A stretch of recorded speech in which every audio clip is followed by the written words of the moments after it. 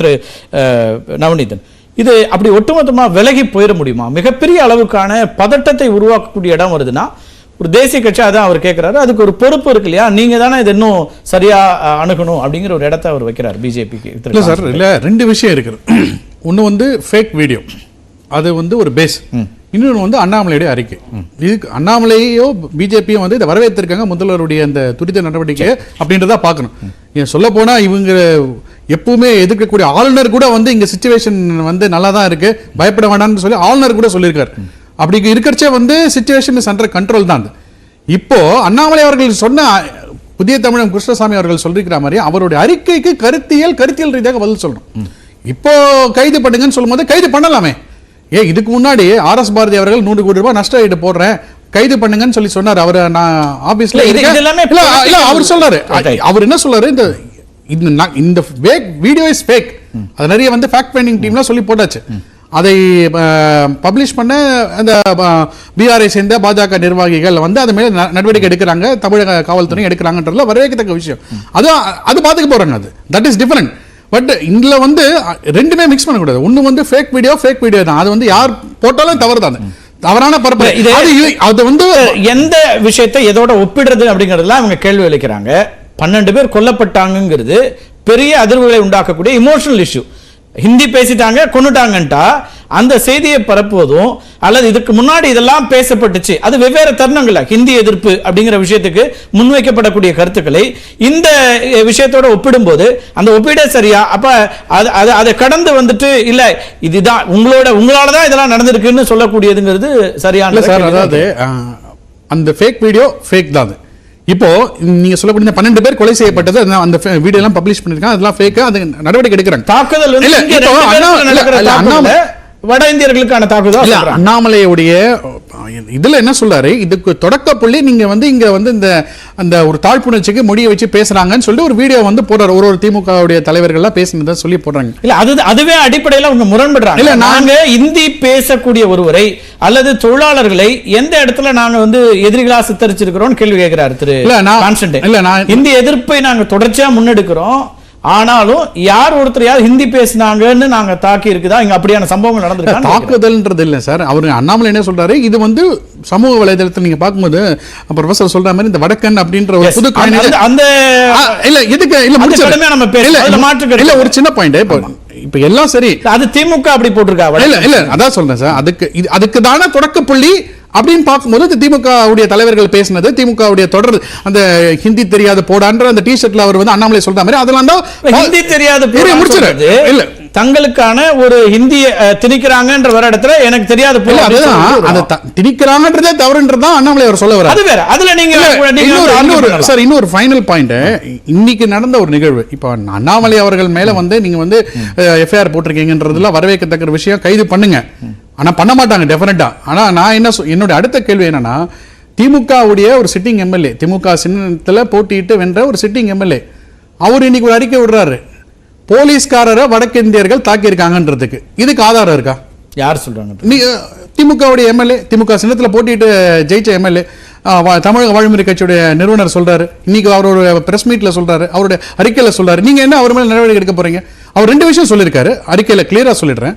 ஒன்னு, ஈரோட்டு சம்பவம்னு சொல்லுங்க, ஈரோட்டுல காவல்துறை வட மாநிலத்தில் தாக்கப்பட்டுள்ளனர் அப்படின்னு சொல்லியிருக்காரு. இன்னொரு விஷயத்துல வந்து தமிழர்களை வட மாநிலத்தில் தாக்குகிறார்கள் தமிழ்நாட்டில் சொல்லியிருக்காரு. இப்ப இவரு பேசுறது வந்து கரெக்டா? அப்போ இவர் தான் பிரிச்சு பேசுறாரு. இப்போ அண்ணாமலை அவர்கள் அந்த மாதிரி பேசல. இவர் கூட்டணி கட்சியில சொல்ல போனா தமிழ் தேசியத்தை முன்னெடுக்கக்கூடிய தலைவர்கள் அப்படிலாம் பார்க்க கூடாது சார். இப்படி பிரிச்சு பார்க்க கூடாது. யாரும் நான் பிரிச்சு பார்க்க சொல்லல. அவர் பேசுனதுக்கு ஒரு கண்டனமோ இல்ல ஒரு கைது நான் கான்ஸ்டன்ட் கேக்குறேன். தேசிய பொறுப்பு என்னது? ஏன்னா எல்லா நேரங்களிலும் இந்தியர்களாக இணைவோம், ஒரே நாடுன்னு சொல்லணும், ஒரே மக்கள்னு சொல்லணும்ன்ற இடத்துல தனித்தனியா இப்ப ஒட்டுமொத்த தமிழ்நாட்டுக்கு எதிரான அதுக்கு தான் வந்து அவர் சொல்ற மாதிரி வடகிழக்கு மக்கள் மத்தியில தமிழ்நாடு பற்றிய நான் சொல்றது திமுக அரசு, அதிமுக அரசு அல்லது கட்சி அதெல்லாம் விட்டுருங்க, தமிழ்நாட்டு மக்கள் குறித்து வரக்கூடியவர்களை கொண்டாடக்கூடிய விருந்தோம்பல் இருக்கக்கூடிய ஒரு மாநிலம் இங்க வந்தாரை வாழ வச்சுட்டே தானே இருக்குது. அப்ப அது தப்பான ஒரு எண்ணம் முடிச்சேன். அந்த இடத்துல 35 லட்சம் நான் என்ன சொல்றேன், கூட்டணி கட்சியில இருக்கிறதுக்கு நீங்க ஒரு இதுவே வரல. அண்ணாமலை அவர்கள் சொன்ன பாயிண்ட்க்கு போறதுக்கு முன்னாடி நீங்க சொல்லக்கூடியது இந்த கருத்தை யாரோ சொல்றாங்கன்னு சொல்றது, அதாவது பாஜகவுடைய நிர்வாகி கண்டிக்கலங்கிறீங்க. இல்ல பாஜகவுடைய நிர்வாகி சொல்லிருக்காருன்னா அதுக்கு வந்து தமிழக காவல்துறை சட்ட ரீதியான நடவடிக்கை எடுக்க வரவேற்கத்தக்க விஷயம், அதை ஃபேஸ் பண்ணிக்கிறாங்க. பட் அங்க அவங்க எடுத்திருக்கிற அரசியல் என்ன அப்படின்றது பார்க்கும்போது என்ன ஒரு இதுல பார்வையில் பார்க்கும்போது பாஜக பீகார்ல அவங்க வந்து இந்த மாதிரி ஒரு சம்பவம் நடக்கிறது உங்களுடைய துணை முதல்வர் வந்து கை கொடுக்கலான்றது அரசியல் ரீதியாக தான் அவங்க எடுத்து போயிருக்காங்க. இதை வைத்து அவங்க வந்து ட்ரெண்ட் பண்ணிருக்காங்களான்றது எனக்கு தெரியாது. ஏன்னா அரசியல் பண்றது வேற இல்ல, டைனிக் பாஸ்கர் ஒரு பத்திரிகையும் இதுல உட்படுத்தப்படுது, அதுக்கு மேலேயும் ஒரு இது கொடுத்திருக்காங்க, அவங்க மேலே போட்டு. சோ இதை வந்து சுட்டிக்காட்டி தான் அந்த மாநில அரசு அங்க இருக்கக்கூடிய பாஜக எடுத்திருக்காங்க. திரு கான்ஸ்டன்டைன் ரொம்ப சுருக்கமா நிறைவு கருத்து. இப்போ இதுல வந்து மற்ற விஷயங்களை அட்ரஸ் பண்ண வேண்டியது ஒரு அரசா உங்களுடைய நிலைப்பாடு அப்படிங்கிற ஒரு இடத்தை சொல்றாங்க. அரசாங்கத்தினுடைய இப்போதைய நடவடிக்கைகளை வரவேற்கிறோம், நாங்களும் கூட இருக்கோங்கிறாங்க. இல்ல இப்ப இந்த கூட்டணி கட்சியில் இருக்கிறவர் சொன்னதை பத்தி அவர் சொல்லணும். இருக்கட்டும், நான் என்ன சொல்றேன், மதராசின்னு ஒண்ணு அவங்க உருவாக்கி வச்சிருக்காங்களா இல்லையா நார்த் இந்தியாவில்? மதராசிக்கு நாங்க வடக்குன்னு சொன்னா அவனுக்கு கோபம் வராத, அண்ணாமலைக்கு எதுக்கு கோபம் வருது?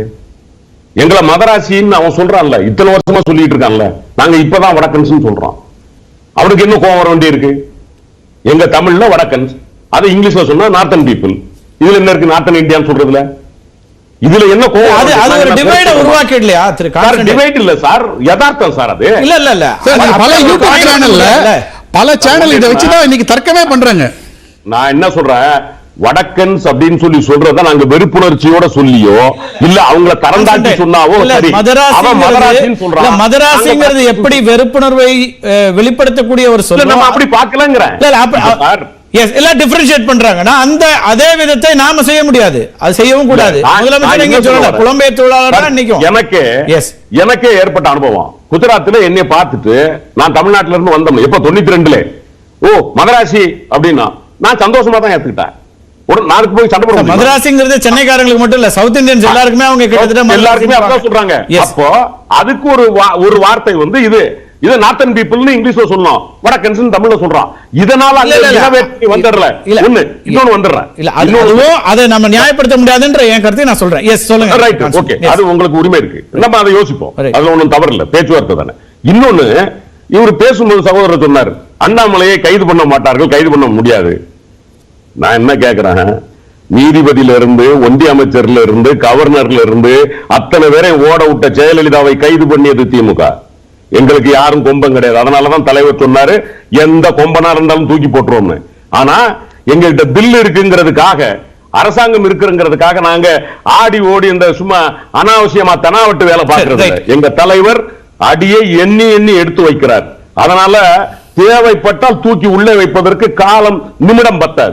அதை விட்டு நான் இப்பொழுது பேசுகிற பிரச்சனை ஒரு தேசிய அளவில் 2 மாநிலங்களுக்கு இடையிலான ஒரு பதற்றத்தை உருவாக்கிவிட்டு மாநில அரசியலையும் நீங்கள் இந்த பதற்றத்தை ஒன்றாக பேசுகிற இந்த மனநிலை இருக்கிறது அல்லவா, இந்த மனநிலை தான் கண்டிக்கத்தக்கது என்று நான் சொல்லுகிறேன். சரி, நன்றி நன்றி. நேரம் ரொம்ப குறைவு. எனக்கு அது அண்ணாமலை பேசினது தவறு என்றால் திமுக கட்சிகள் பேசுவது தவறு கிடைக்குதுன்னு பொறுத்து பார்க்கலாம். நிகழ்ச்சியில பங்கேற்ற 2 விருந்தினருக்கும் பேராசிரியர் சீனிவாசனுக்கும் மிக்க நன்றி. மீண்டும் ஒரு நிகழ்ச்சியை சந்திக்கலாம் நண்பர்களே. நன்றி, வணக்கம்.